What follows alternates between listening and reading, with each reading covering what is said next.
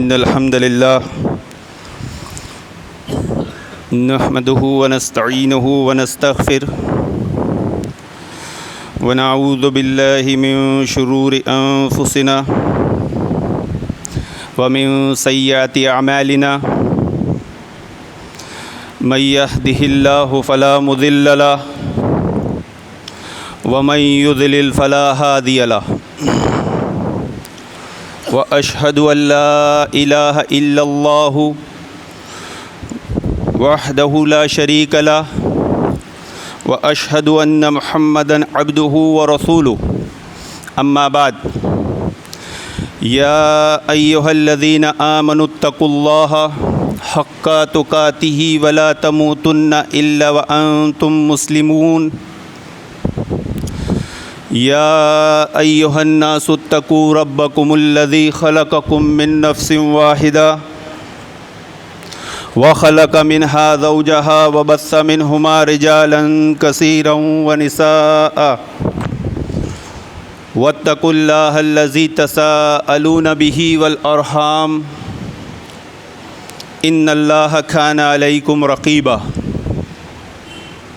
يا أيها الذين آمنوا اتقوا الله وقولوا قولا سديدا يصلح لكم أعمالكم ويغفر لكم ذنوبكم ومن يطع الله ورسوله فقد فاز فوزا عظيما أما بعد فإن خير الحديث كتاب الله وخير الهدي هدي محمد صلى الله عليه وسلم وشر الأمور محدثاتها وكل محدثة بدعة وكل بدعة ضلالة وكل ضلالة في النار أما بعد اللهم إني أسألك علما نافعا ورزقا طيبا وعملا متقبلا اللهم إني أعوذ بك من عذاب القبر ومن عذاب جهنم ومن فتنة المحيا والممات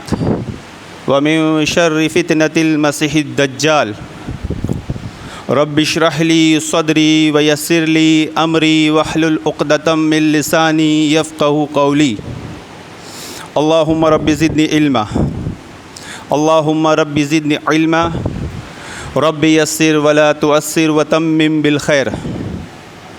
بے شک تمام تعریف اکیلے اللہ وحدہ لا شریک کے لیے سزاوار ہے۔ ہم اس کی حمد بیان کرتے ہیں، ہم اس سے مدد طلب کرتے ہیں، ہم اس سے توبہ کرتے ہیں، ہم اس سے مغفرت طلب کرتے ہیں۔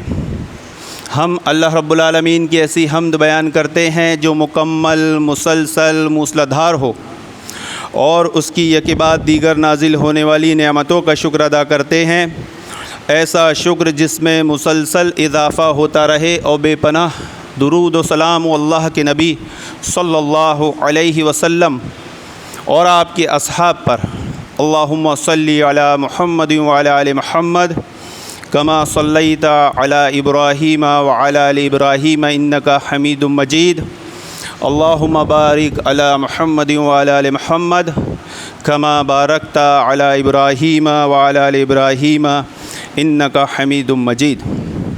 حاضرین جمعہ، میرے دینی ملی اسلامی بھائیوں، آج کے خطاب کا عنوان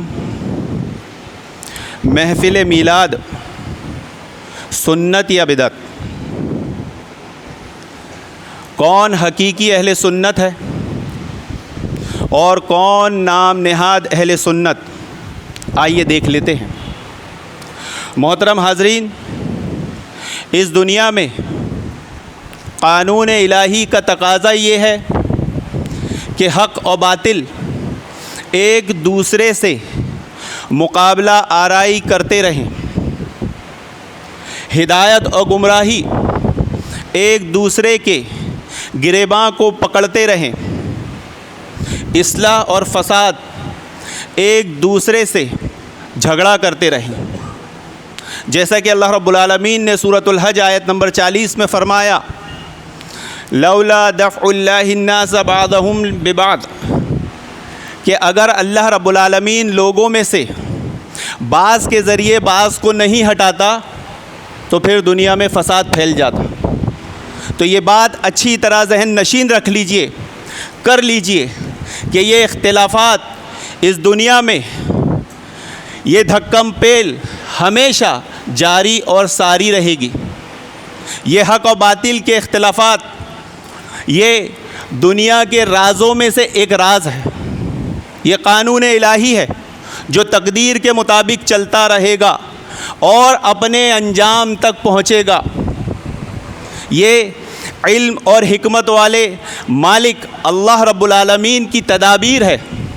اس لیے حکمت کا تقاضا یہ ہے کہ ہم معاشرے سماج میں ایسی خوبی اور صلاحیتیں پیدا کریں کہ جو ان کو متحد اور استحکام بخشے، جو ان میں اتحاد و اتفاق قائم کرے۔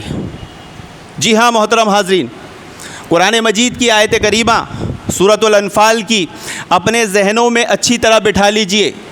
وَاتَّقُوا فِتْنَةً لَا تُصِيبَنَّ الَّذِينَ ظَلَمُوا مِنْكُمْ خَاصَّةً، کہ اس فتنے سے بچو جو تمہارے درمیان ظالموں تک محدود نہیں رہے گا، بلکہ اس فتنے میں سب آ سکتے ہیں۔ اس لیے امت مسلمہ کی ذمہ داری ہے کہ وہ اپنے اندر علم کی وسعت، عقیدے کی صحت اور ایمان کی غیرت پیدا کرے۔ آج امت مسلمہ کا یہ حال ہے کہ نہ امت مسلمہ کے پاس علم کی وسعت، نہ عقیدے کی صحت اور نہ ایمان کی غیرت پائی جاتی ہے۔ محترم حاضرین، اس کی طرف اللہ کے نبی صلی اللہ علیہ وسلم نے رغبت دلائی ہے۔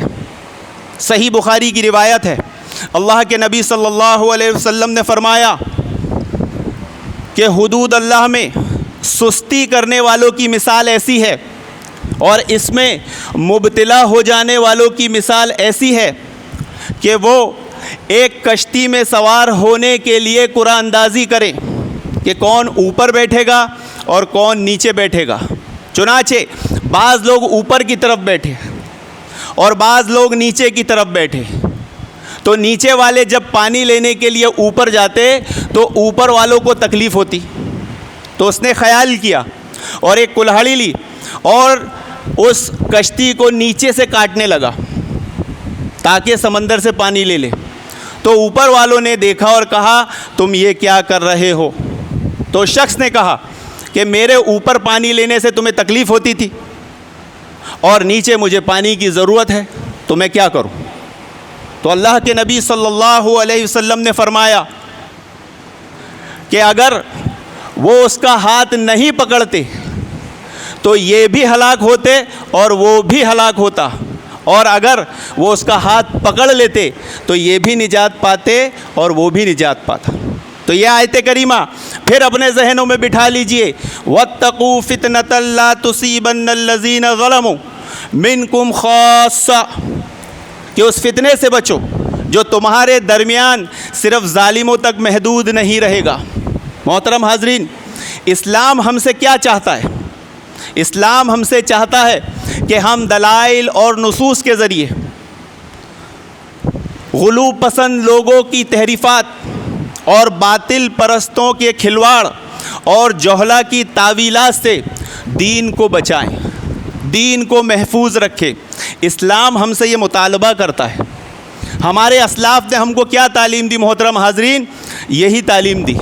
عبداللہ ابن عمر بن عبدالعزیز رحمہ اللہ فرماتے ہیں کہ دین کو سب سے زیادہ نقصان، اسلام کو سب سے زیادہ نقصان اگر کوئی چیز پہنچاتی ہے تو وہ عالم کی لغزش ہے، قرآن سے منافق کی بحث ہے اور علماء سو کے فیصلے ہیں۔ یہ اللہ رب العالمین کا فضل احسان ہے کہ اس نے اس دین کی حفاظت کے لیے ایسی بنیادی قوتیں پیدا کر رکھی ہے جو ہر وقت اس کی اطاعت اور حکم میں کام کرتی رہتی ہے، اور غلو پسند لوگوں کی تحریفوں اور باطل پرستوں کی تعویلات سے اس دین کو پاک کرتے رہتی ہے۔ تو محترم حاضرین، ہم مسلمانوں میں ہر شخص کی ذمہ داری ہے کہ وہ اس چیز کو اچھی طرح ذہن نشین رکھے۔ وہ کیا ہے؟ کہ ہم علم اور اصول والے ہیں، اور دھوکے اور مغالطے والے کون ہیں ابھی دیکھ لیتے ہیں۔ حقیقی اہل سنت کون اور نام نہاد اہل سنت کون؟ فیصلہ کیسے ہوگا؟ آسان ہے۔ تمام انبیاء علیہم السلام نے توحید کی سرحد کی حفاظت کی ہے، تو جو اس دنیا میں توحید کی سرحد کی حفاظت کرتے ہوئے پایا گیا وہ حقیقی اہل سنت، اور جو اس دنیا میں توحید کی سرحد کی حفاظت نہیں کرتا وہ نام نہاد اہل سنت۔ اب سوال یہ اٹھے گا کہ کیا حق جماعت اہل حدیث توحید کی سرحد کی حفاظت نہیں کرتی؟ بالکل کرتی۔ ہماری زندگی کا مقصد توحید کی سرحد کی حفاظت ہے، ہمارے دین کا نہج منہج توحید ہے۔ ہاں، جو نام نہاد اہل سنت ہے وہ ہرگز توحید کی سرحد کی حفاظت نہیں کرتے، بلکہ وہ توحید کی سرحد کی حفاظت کے نام پر توحید کی سرحدوں کو ہی ڈھانے میں لگے رہتے ہیں۔ جی ہاں محترم حاضرین، آپ کو اگر بات نہیں سمجھ میں آئی تو پھر سمجھا دیتا ہوں کہ توحید کی سرحد کی حفاظت سے مراد کیا ہے۔ اس سے مراد یہ ہے کہ توحید کو جو چیزیں نقصان پہنچاتی ہے، کفر، شرک، بدعت اور خرافات، ان سے توحید کو محفوظ رکھنا ہے، یہ توحید کی سرحد کی حفاظت ہے۔ اب آئیے دیکھیے، کیا اہل بدعت، کیا نام نہاد اہل سنت توحید کی سرحد کی حفاظت کرتے ہیں؟ نہیں، بالکل نہیں، بلکہ ان کا ظلم، ازرع ظلم تو یہ ہے محترم حاضرین کہ یہ توحید کو نقصان پہنچانے والی چیزوں کو جیسے کفر، شرک، بدعت، خرافات، انہی کو توحید ثابت کرنے میں لگے رہتے ہیں، انہی کو توحید بتانے میں لگے رہتے ہیں، انہی کو بتاتے ہیں کہ یہ عین دین ہے۔ مثال کے طور پہ آپ وسیلے والے، شرکیہ وسیلے والی بدعت کو دیکھیے، آپ نور من اللہ والی بدعت کو دیکھیے، آپ علم غیب والی بدعت کو دیکھیے، آپ حاضر و ناظر والی بدعت کو دیکھیے، آپ قبروں کو سجدہ کرنے والے، چڑھاوے چڑھانے والی بدعت کو دیکھیے، نذرانے اور جو نذر و نیاز کرنے والی بدعت کو دیکھیے، آپ ماتم، آپ سواری تعزیے، یہ چھٹی 11ویں کی بدعت کو دیکھیے۔ ان ساری بدعت کو وہ یہ بتانے کی کوشش کرتے ہیں کہ یہ عین توحید ہے، یہ عین دین ہے۔ اس کی دلیل انہی کا دعویٰ ہے۔ وہ کیا کہتے ہیں؟ جو ہماری ان بدعت کو بدعت کہے، جو ہماری ان بدعت کا رد کرے، انہیں غلط کہے، وہ اسے گستاخ کہتے ہیں، وہ اسے گمراہ کہتے ہیں، وہ اسے کافر تک کہتے ہیں۔ توحید کے منکر کو کافر کہا جاتا ہے۔ تو آج ہم امت مسلمہ کی غفلت کا یہ عالم ہے کہ اہل بدعت نے توحید کو توحید چھوڑا ہی نہیں، بلکہ بدعت خرافات کو توحید بنا دیا ہے، اور ہم غفلت کی زندگی جی رہے ہیں۔ محترم حاضرین، اس عنوان کو سمجھنے سے پہلے اس چیز کی طرف میں آپ کی توجہ دلانا چاہتا ہوں کہ ہم ہر جمعہ، ہر عیدین، ہر خطاب کے وقت ایک حدیث ضرور سنتے ہیں، کل بدعت ضلالہ کل ضلالۃ فی النار۔ ہر بدعت گمراہی، اور گمراہی کا ٹھکانہ جہنم ہے۔ اللہ کے نبی صلی اللہ علیہ وسلم نے آخر اس طرف اتنی ترغیب کیوں دلائی کہ کفر اور شرک کا زیادہ تذکرہ نہیں کر کے بدعت کی طرف اتنا دھیان کیوں دلایا؟ یہ اصول قاعدہ یاد رکھیے کہ کفر کی قاصد بدعت ہوتی ہے، کفر کا متکلم بدعت ہوتا ہے، کفر کو بلانے والی بدعت ہوتی ہے۔ یہ بدعت کیا چیز ہے؟ یہ بدعت بہت جلدی انڈے بچے دیتی ہے اور بہت جلدی معاشرے سماج میں پھیل جاتی ہے محترم حاضرین۔ اس لیے اللہ کے نبی صلی اللہ علیہ وسلم نے اس بدعت کی طرف بہت زیادہ ترغیب دلائی ہے، اور ہم ہر خطاب میں سنتے ہیں۔ اس لیے ہمیں صرف سننا نہیں ہے بلکہ اس کو ذہن نشین رکھنا ہے۔ اس کی چند علامتیں اور مثالیں ہیں جن سے آپ کو اس کی قباحت کا اندازہ ہوگا۔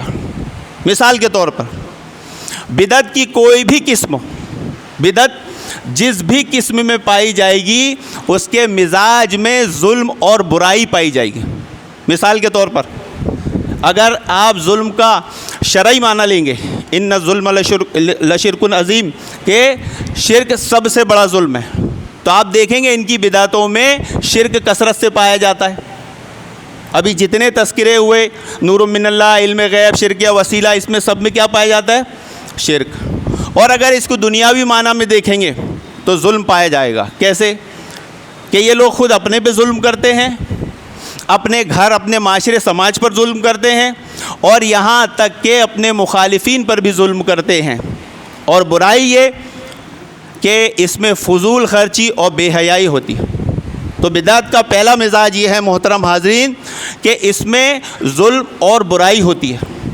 بدعت کا دوسرا مزاج کہ بدعت اندھی تقلید کی وجہ سے دنیا میں ایک جگہ سے دوسری جگہ بہت جلدی پھیل جاتی ہے۔ اس مسجد میں ایسے لوگ موجود ہیں جنہوں نے آج سے چند سال پہلے یہ دیکھا تھا کہ یہ جشن میلاد کا کوئی جلوس جلسہ نہیں ہوا کرتا، لیکن چند ہی سالوں میں یہ بدعت اتنی رائج ہو گئی کہ ہر مسلمان اس کو منانے کو فرض سمجھتا ہے۔ دکانیں بند کی جاتی ہیں، نئے کپڑے پہنے جاتے ہیں، لوگوں سے ملاقاتیں کی جاتی ہے، کھانے کھائے جاتے ہیں، دعوتیں دی جاتی ہے، گھلا ملا جاتا ہے۔ بدعت کے مزاج کی تیسری صفت کہ بدعت انتہا میں جتنی بری ہوتی ہے اتنی وہ ابتدا میں بری نہیں ہوتی۔ اگر آپ اس بدعت کو دیکھیں گے کہ جب یہ شروع ہوئی تھی تو چند لوگ ایک جگہ جمع ہوئے تھے اور کوئی جلسہ کر لیا ہوگا یا کوئی چھوٹی موٹی ریلی، لیکن آج اس کی شکل دیکھیں گے تو کیا بن گئی ہے؟ ریلیاں نکل رہی ہیں، ڈی جے بج رہے ہیں، اسٹیج لگ رہے ہیں۔ بدعت کو اچھا سمجھ کے پہلے چند لوگ استعمال کرتے ہیں، لیکن جب یہ کسی قوم کے ہاتھ لگ جاتی ہے، کسی جماعت کے ہاتھ لگ جاتی ہے، تو پھر اس کی شکل بد سے بدتر ہو جاتی ہے، جو آپ میلاد کے جلسے جلوس کے نام پر دیکھ سکتے ہیں۔ بدعت اپنی پیدائش کے ہر سال اس سے زیادہ بدتر ہوتی ہے جو اس کی پیدائش کے پہلے دن تھی۔ آپ دیکھیں جو میلاد کے جلسے جلوس کرتے تھے وہ پہلے صرف اللہ رب العالمین کا ذکر کرنے، اللہ کے نبی صلی اللہ علیہ وسلم کی سیرت بیان کرنے کے لیے جمع ہوتے تھے، لیکن آج وہ بدعت کیا شکل اختیار کر چکی ہے؟ چوراہوں پر، اسٹیجوں پر، محلوں میں عورت مرد سب ناچ گا رہے ہیں، ڈانس کر رہے ہیں، خلط ملط ہو رہے ہیں۔ یاد رکھیں بدعت ایک نئی بدعت کو جنم دیتی ہے۔ یہ قاعدہ، یہ اصول ذہن میں رکھے، جب بدعت رائج ہوتی ہے دنیا میں محترم حاضرین تو ایک سنت اٹھا لی جاتی ہے۔ تو بدعت کے پیدا ہونے پر سنت پیدا ہو یہ ممکن ہی نہیں ہے، بلکہ اگر کوئی چیز پیدا ہوگی تو وہ دوسری بدعت ہوگی۔ اور ایک مسلمان کا ضمیر، اس کا ایمان، اس کی ایمان کی غیرت یہ کیسے گوارا کر لے کہ اس کے سامنے سنت کو اٹھانے والا عمل کیا جائے اور وہ دیکھتا رہے اور اس کے رد اور اس کے سدباب کی وہ فکر نہ کرے۔ بدعت اپنے سے بدتر بدعت کو جنم دیتی ہے۔ میں صرف میلاد کے اس پر آپ کو مثالیں پیش کر رہا ہوں محترم حاضرین۔ اگر آپ اس کو دوسری بدعتوں پر قیاس کریں گے، سمجھنے کی کوشش کریں گے، آپ کو یہ جملے ہو بہو صحیح نظر آئیں گے، کیونکہ اس کی تفصیل بیان کرنا ابھی وقت نہیں ہے۔ بدعت ہر بدعت کی بدتر بدعت ہوتی ہے۔ آج جو بدعت ہے وہ اگلے سال اس سے سال بڑھتے بڑھتے ایسی شکل و صورت اختیار کر لے گی جو ہم سوچ بھی نہیں سکتے۔ ہم جو سوچتے ہیں آج معاشرے میں سنتوں پر عمل کیوں نہیں ہو رہا، آج لوگ سنتوں کے پابند کیوں نہیں ہیں، اس کی وجہ یہ ہے کہ جب بدعتیں پھیل رہی تھی ہم نے اس پر توجہ نہیں دی، ہم نے اس کی طرف دھیان نہیں دیا، تو آج معاشرے سماج میں یہ سنتوں سے لوگ دور ہیں۔ تو ضرورت اس بات کی ہے کہ ہم تمام مسلمانوں کی اولین ذمہ داری ہے کہ وہ بدعت کے سدباب کی کوشش کریں۔ ہمارا عنوان میلاد، جشن میلاد، محفل میلاد، سنت یا بدعت۔ تو اس کی سب سے پہلے مختصر سی تاریخ دیکھ لیتے ہیں کہ یہ میلاد کا طریقہ آیا کہاں سے۔ محترم حاضرین، یہ مصر کے شیعہ فاطمیوں کی ایجاد ہے۔ انہوں نے یہ عیسائیوں کو دیکھ کے ایجاد کیا تھا۔ عیسائی جیسے اپنے نبی کا برتھ ڈے مناتے تھے، عیسائی جیسے اپنے نبی کے برتھ ڈے پر جشن مناتے تھے، دکانیں بند کرتے تھے، کاروبار بند کرتے تھے، چھٹی مناتے تھے، نئے کپڑے پہنتے تھے، لوگوں کو کھانا کھلاتے تھے، لوگوں کو کھانے کے لیے بلاتے تھے۔ یہ طریقہ مصر کے شیعہ فاطمیوں نے ایجاد کیا، اور یہ ایجاد ہو کر ہم تک پہنچا۔ کیسے پہنچا؟ ایک دعویٰ جو بریلویوں کے علامہ سید حامد نے کیا، وہ دعویٰ اگر دیکھا جائے اور صرف اس دعوے کو سمجھ لیا جائے تو اس میلاد کی محفل کے بدعت ہونے میں کسی کو کوئی شک اور شبہ نہیں رہے گا، اور اگر آپ اس کو سمجھ لیں تو آپ خود اس کا رد کر سکتے ہیں ہر محلے، ہر چوراہے، ہر محفل اور گھر بار، دوستی یاری، جہاں پر بھی آپ بیٹھے ہوں۔ علامہ سید حامد نے ایک دعویٰ کیا اس بدعت کو رائج کرنے کے لیے۔ اس نے کیا کہا کہ نعمتوں کے ذکر کے لیے محفل میلاد کا انعقاد واجب ہے۔ یہ جملے کو دیکھیے محترم حاضرین، اگر اسے اصولی طور پر دیکھا جائے گا تو اس جملے کے بارے میں ایک بات کہی جا سکتی ہے کہ یہ جملہ کہنے والے نے اس ایک جملے میں عقیدے اصول کی 10 غلطیاں کی ہیں۔ اس کو اگر دوسرا پہلو دیکھا جائے گا تو یہ جملہ کسی مسلمان کا ہو ہی نہیں سکتا، کیونکہ اس جملے میں سب سے پہلے اللہ کے نبی صلی اللہ علیہ وسلم کی توہین ہے، صحابہ کی توہین ہے، اسلاف کی توہین ہے۔ یہ جملہ ہی اگر ہم سمجھ لیں، بدعت سمجھنے میں اور بدعت سمجھانے میں کسی مسلمان کو دشواری نہیں ہوگی، لیکن اس کو سمجھنے کے لیے ہمیں اس جملے میں 4 چیزوں پر توجہ دینا ہے۔ نمبر 1، نعمتوں کے ذکر کے لیے، نعمتوں کے ذکر کے لیے، یعنی نعمت دوسرا ذکر، محفل میلاد کا انعقاد تیسرا محفل، چوتھا واجب ہے۔ نعمت، اب نعمت سے کیا مراد ہے؟ وَإِن تَعُدُّوا نِعْمَتَ اللَّهِ لَا تُحْصُوهَا، کہ اللہ رب العالمین کی نعمتوں کو تم شمار کرنا چاہو گے تو شمار نہیں کر سکتے، گن نہیں سکتے۔ پہلی ایک چیز کلیئر ہو گئی، اللہ رب العالمین کی اتنی نعمتیں ہم پر ہیں کہ ہم اپنی زندگی کے اگر سال کاؤنٹ کر لیں کہ ہماری زندگی 60 سال کی ہے، اور ایک دن میں ہم اپنی زندگی میں اللہ تعالیٰ کی نعمتوں کا 10 بار بھی شکریہ ادا کریں محفل لگا کر، تو کر پائیں گے؟ شمار نہیں کر سکتے، پہلی چیز۔ دوسری کہ یہ محفل لفظ کیا ہے؟ محفل کہتے ہیں قوم کے جمع کرنے کو۔ یہ آپ لوگ جو یہاں جمع ہو، یہ محفل ہے۔ یہ پوری امت مسلمہ جمعہ کے دن جگہ جگہ مساجد میں جمع ہوتی ہے، یہ محفل ہے۔ یہ عیدین میں پوری امت، پوری مسلمان قوم ایک جگہ جمع ہو کے نماز پڑھتی ہے، یہ محفل ہے۔ تو محفل کا انعقاد کرنا ہے، دلی طور پر، انفرادی طور پر میلاد نہیں منانا ہے، بلکہ محفل کا انعقاد کرنا ہے، تیسری چیز۔ چوتھی چیز کہ یہ واجب ہے۔ واجب سمجھتے ہیں؟ نہیں، واجب نہیں سمجھتے۔ واجب کہتے ہیں کہ جس کے کرنے پر ثواب ملے اور جس کے چھوڑنے پر گناہ ہو۔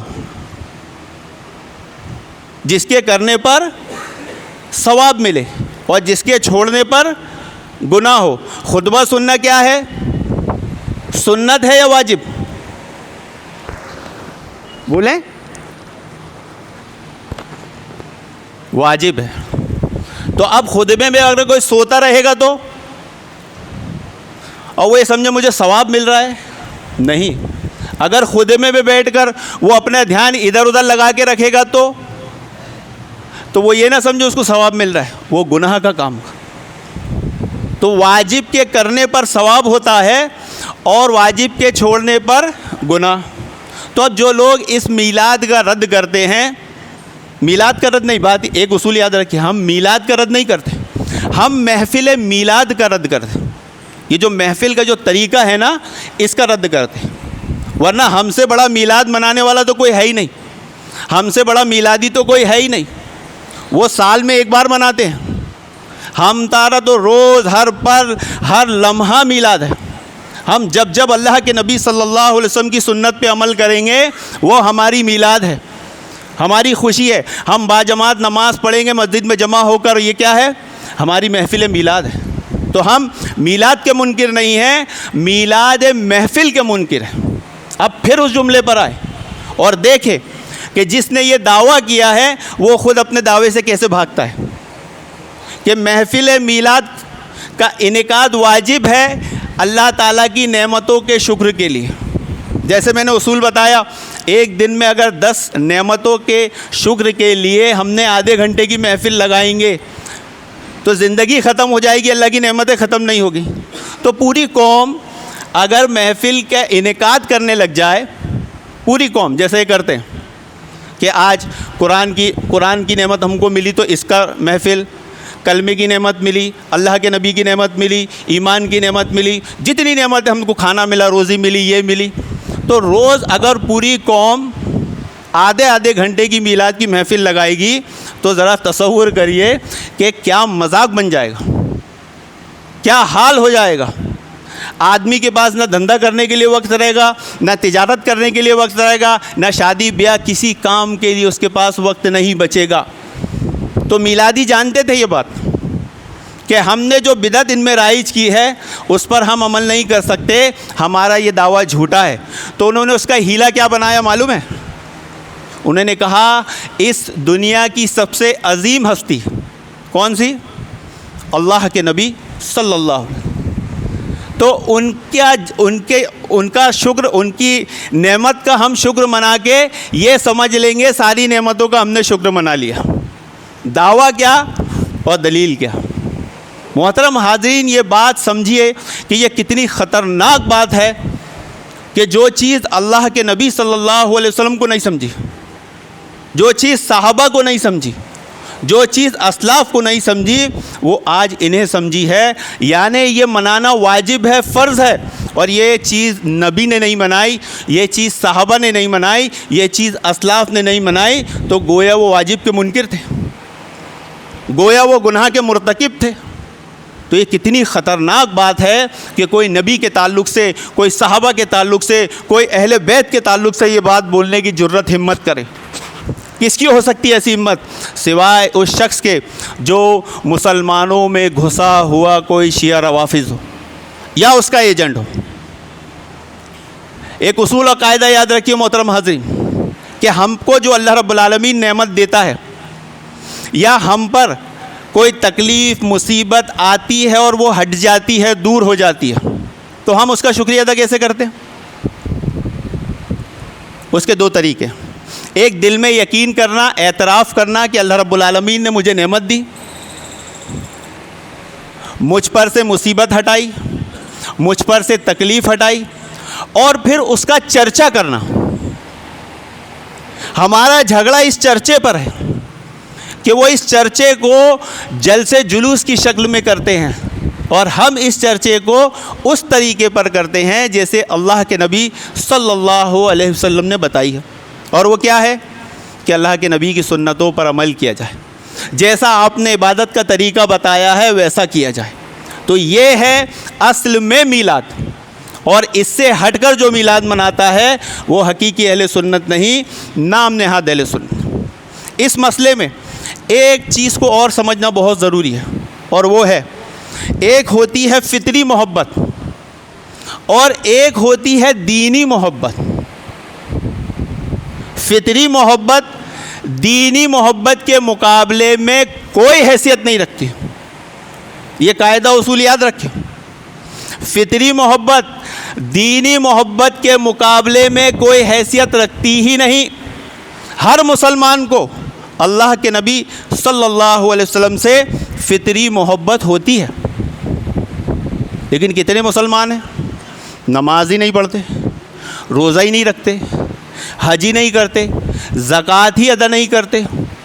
تو ایسے لوگوں کی محبت ان لوگوں کی محبت کے مقابلے میں کوئی حیثیت نہیں رکھتی جو دینی محبت کرتے ہیں، اللہ کے نبی کے حکموں کو مانتے ہیں، ان کے طریقے پر چلتے ہیں، آپ کی اطاعت کرتے ہیں، عبادت گزار ہیں۔ تو فطری محبت دینی محبت کے مقابلے میں کوئی حیثیت نہیں رکھتی۔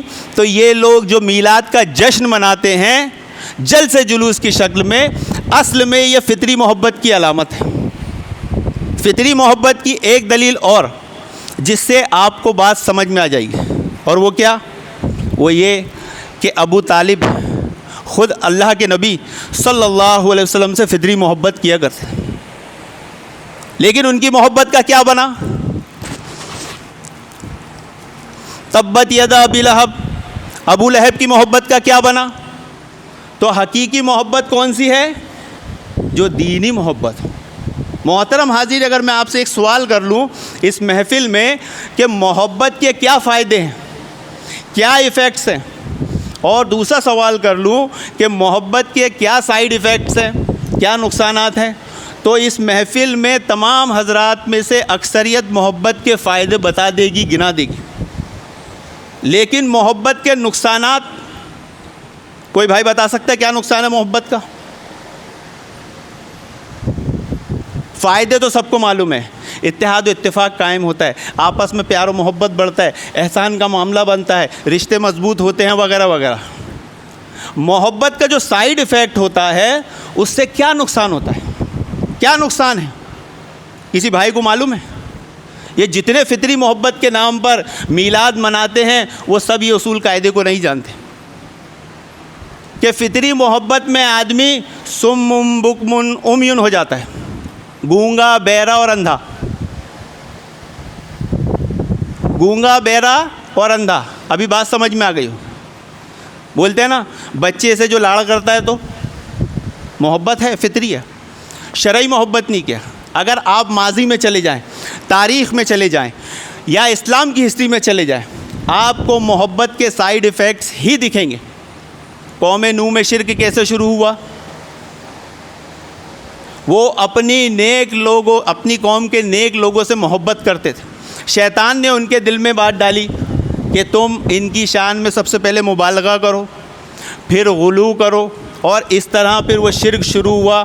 ان کے قبے بن گئے، ان کے مورتیاں بن گئی، ان کے مزارات بن گئے، ان کے وسیلے بن گئے۔ دنیا میں شرک کس سے شروع ہوا؟ غلو سے۔ غلو کی وجہ کیا تھی؟ محبت۔ اب امت محمدیہ میں آ جائیں، شرکیہ وسیلہ، نور من اللہ، علم غیب، حاضر و ناظر، یہ چاروں شرکیہ بدعتیں جو معاشرے میں رائج ہے، اس کے پیچھے وجہ کیا ہے؟ اللہ کے نبی صلی اللہ علیہ وسلم کی محبت۔ اس امت میں سب سے بڑا اختلاف شیعہ سنی کا اختلاف، اس کے پیچھے وجہ کیا ہے؟ اہل بیت کی محبت۔ درگاہوں کو سجدے، درگاہوں سے مانگنا، نذرانے چڑھانا، کونڈے، پھول، فاتحہ، اس کے پیچھے وجہ کیا ہے؟ اولیاء کی محبت۔ تقلید کو رائج کرنے کی، اندھی تقلید کو معاشرے میں رائج کرنے کے پیچھے کیا ہے؟ ائمہ کی محبت۔ تو اس دنیا میں جتنے بڑے بڑے ایمان کے لوگوں نے جھنڈے گاڑے ہیں اس کے پیچھے بھی محبت ہے، اور جتنے کفریہ شرکیہ کام ہو رہے ہیں اس کے پیچھے بھی محبت ہے۔ تو محبت کے سائیڈ ایفیکٹ کو سمجھنا بہت ضروری ہے کہ آدمی اس میں سم بکم عمیٌ ہو جاتا ہے، گونگا، بہرا اور اندھا ہو جاتا ہے۔ ہمیں ایسا نہیں بننا ہے۔ ہمیں کیا کرنا ہے؟ ہمیں ان بدعتوں کا قلع کما کرنا ہے۔ یہ ہر مسلمان کی زندگی کا مقصد ہونا چاہیے محترم حاضرین، ورنہ اس دن سے ڈریے کہ جس دن ظالموں کے ساتھ ساتھ آپ بھی محفوظ نہیں رہیں گے۔ میں ایک مثال سے پیش کروں، اور ابھی سب نے دیکھ چکے ہوں گے اور دیکھ رہے ہوں گے کہ جو لوگ بدعتیں رائج کرتے ہیں معاشرے میں، چاہے میلاد آ رہی ہو، چاہے عرس تیجا آ رہا ہو، چاہے 40واں آ رہا ہے، چھٹی آ رہی ہو، بچہ اس کا چندہ مانگنے آپ کی دکان، آپ کے گھر پر آتا ہے کہ نہیں؟ بچہ اس کا چندہ مانگنے آپ کے گھر دکان پر آتا ہے۔ وہ بدعتوں کو رائج کرنے کے لیے اتنے منظم ہیں، اور آپ بدعت کو ختم کرنے کے لیے کیا کر رہے ہیں؟ کبھی سوچے آپ نے؟ جبکہ ہر خطبے میں سنتے ہیں کل بدعت ضلالہ کل ضلالۃ فی النار، ہر بدعت گمراہی ہے، گمراہی کا ٹھکانہ جہنم ہے۔ تو جتنا وہ منظم ہیں بدعتوں کو رائج کرنے میں، ہمیں بھی اس کے رد کرنے میں اتنے ہی منظم ہونا چاہیے۔ جس میں جو صلاحیت ہو، جس کے پاس جو قابلیت ہو، جس کے پاس جیسی قوت طاقت ہو، مال ہو، علم ہو، عقل ہو، فہم ہو، سمجھ ہو، طاقت ہو، ہر چیز سے آپ اس میں لگ جائیے، ورنہ وہ دن سے بچیے، اس دن کے فتنے سے بچیے جب یہ فتنہ آپ کے گھر میں گھس جائے گا۔ جن لوگوں نے اس کو بہت ہلکے میں لیا، اگر آپ دیکھیں گے ان کے گھر، معاشرے، سماج میں یہ بدعتیں گھس چکی ہیں۔ یاد رکھیں، بدعت عادت میں ہوتی ہے، عبادت میں نہیں ہوتی۔ کوئی اگر کہے یہ بدعت کیا چیز ہے، کیسے پتہ کرے بدعت ہے، تو بدعت جو ہوتی ہے وہ عادت میں ہوتی ہے، عبادت میں نہیں ہوتی۔ اسی لیے ہم سے کہا گیا ہے کہ اتباع کرو، ابتدا مت کرو۔ اور مقصد انسان کا کتنا ہی نیک ہو، فعل بدعت کبھی بھی جائز اور صحیح نہیں ہو سکتا۔ اللہ رب العالمین سے دعا ہے کہ اللہ رب العالمین ہمیں ان بدعتوں کا قلع کما کرنے کی نیک توفیق عطا فرمائے، اور یہ اللہ کے گھر جو ان بدعتوں کا قلع کما کرنے کے لیے بنائے گئے ہیں، ان کو اور تعمیر کرنے کے لیے اور جگہ جگہ تعمیر کرنے کی ہمیں نیک توفیق عطا فرمائے، اور ان سسٹموں کو چلانے میں ہم